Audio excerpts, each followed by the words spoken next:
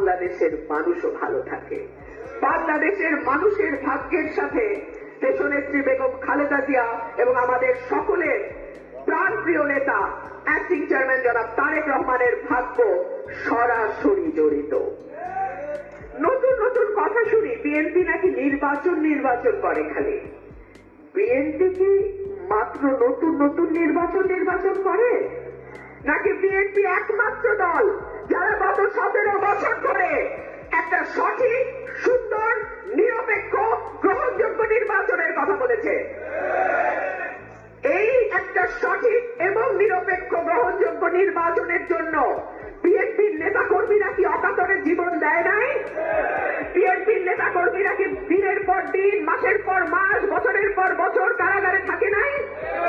বিএনপির নেতা কর্মীরা কি চাকরি পায় নাই, ব্যবসা করতে পারে নাই, এলাকায় ঢুকতে পারে নাই, এই ঘটনা ঘটে নাই? তাহলে কি করে বলে যে বিএনপি এখন নির্বাচন চাচ্ছে?